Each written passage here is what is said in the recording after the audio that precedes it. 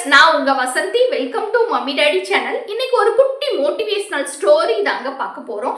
வெற்றிக்கு விடாமல் முயற்சி செய். அது உலகம் தோன்றிய புதுசு. கடவுள் எந்த ஒரு உயிரினத்துக்கும் வண்ணம் எதுவுமே கொடுக்கல. எல்லாமே வெள்ளை நிறமாவே தான் இருந்துச்சு. ஸோ கடவுள் டிசைட் பண்ணாரு, ஒவ்வொரு நாள் அலாட் பண்ணி ஒவ்வொரு உயிரினங்களுக்கும் நம்ம வண்ணங்களை கொடுக்கணும்னு முடிவு பண்றாரு. அதே போல ஒவ்வொரு உயிரினமா அதுக்கு தேவையான வண்ணங்களை பெற்றுட்டு போய்கிட்டு இருக்காங்க. அதே மாதிரி ஒரு நாள் பறவைகளுக்கும் வண்ணங்கள் கொடுக்கணும்னு நினைச்சு அனௌன்ஸ்மெண்ட் கொடுக்குறாரு. எல்லா பறவைகளும் அதுக்கு தேவையான வண்ணங்களை வாங்கிட்டு போறாங்க. ஒரே ஒரு பறவை மட்டும் ரொம்ப தூரத்துல இருந்து பறந்து வருது. அது வெள்ளை கலரா இருக்கிறது அதுக்கு சுத்தமாவே பிடிக்கல. எப்படியாவது நம்ம ஏதாவது ஒரு கலரை வாங்கிடணும்னு நினைச்சு ரொம்ப தூரத்துல இருந்து பறந்து வருது. மழை அடிக்குது, புயல் அடிக்குது, பயங்கரமா காத்தடிக்குது.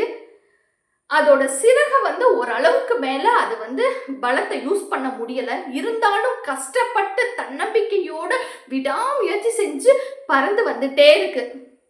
அது சேரும் போது நல்ல இருட்டாயிடுது. கடவுள்கிட்ட இருந்த அந்த பெயிண்ட் பாக்ஸ் காலி ஆயிடுது. வண்ணங்கள் எல்லாம் தீர்ந்து போயிடுது.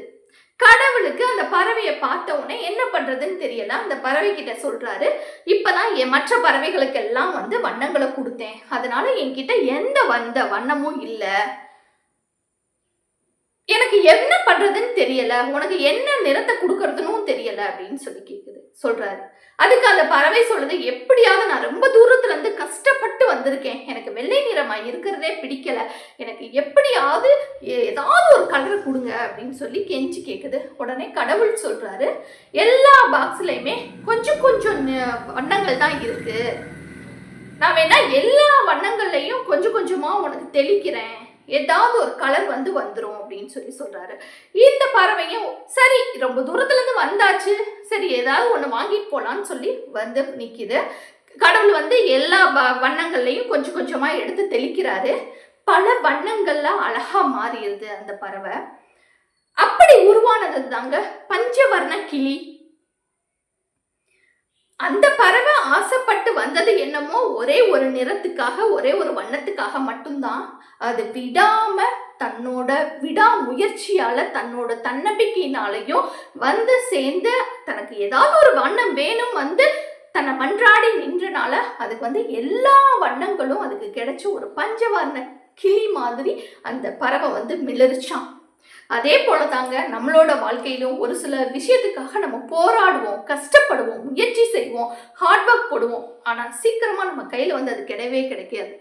ஆனா லேட்டா கிடைக்கும். ஆனா அது ரொம்ப சிறப்பானதா, தனித்துவம் மிக்கதா நம்ம கையில சேரும்.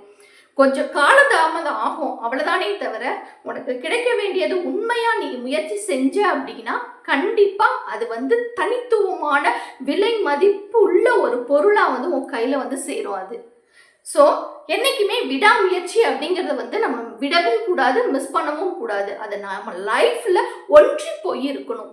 எதையுமே முயற்சி செஞ்சுக்கிட்டே இருக்கணும்.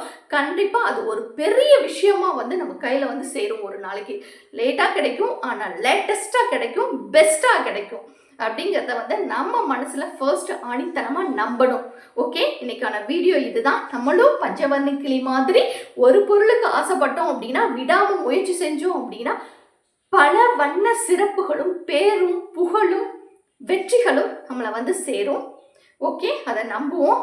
ஓகே, இன்னைக்கான வீடியோ இதுதான். உங்களுக்கு பிடிச்சிருக்கும்னு நினைக்கிறேன். என்னோட சேனலை லைக் பண்ணுங்க, ஷேர் பண்ணுங்க, அண்ட் தென் சப்ஸ்கிரைப் பண்ணுங்க. Thank you viewers.